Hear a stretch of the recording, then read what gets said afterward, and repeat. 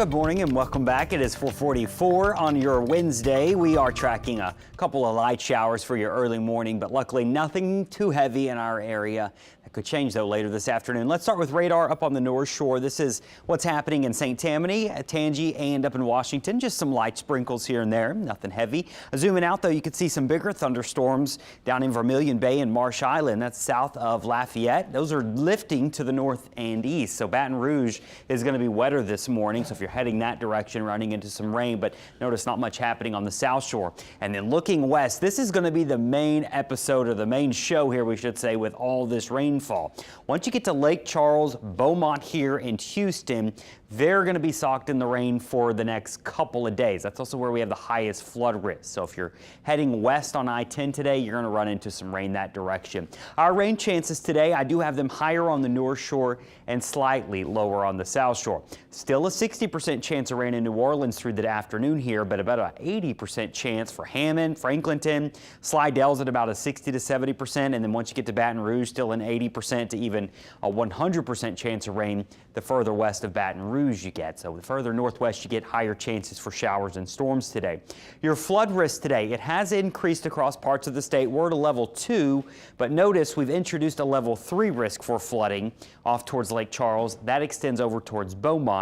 Tomorrow, that flood risk gradually decreasing, and then by Friday, our flood risk is becoming more and more isolated. So we're going to slowly return back to the more normal summertime pattern with just a few storms by the end of the week. So PrecisionCast shows that flood risk really becoming a problem for Beaumont and Lake Charles later on this morning and afternoon. They do get some breaks, but they've got multiple rounds of that tropical moisture coming in. For us, you could see some scattered thunderstorms popping up here and there, but not as widespread as what we see off to the west of us.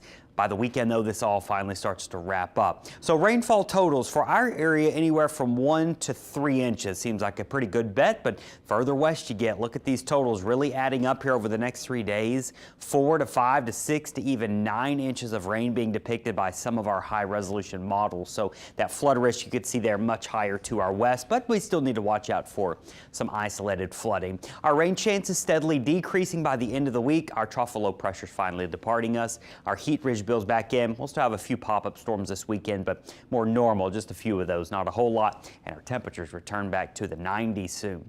Out in the tropics, still nothing I'm really worried about, just some tropical moisture heading our way.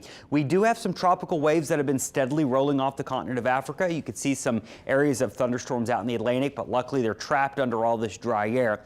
I do think by early August, the tropics are going to wake up. It's a sleeping giant right now, it really is, and we do think August is going to be much more active, but we're enjoying it the peace and quiet while we've got it here. And just a reminder, while it is quiet, it's always a good time to still review the hurricane plan should we need it later on in the season. But there you have it. Our forecast goes from stormy to a little less stormy, but it also gets hotter as those 90s make their return. Brandon?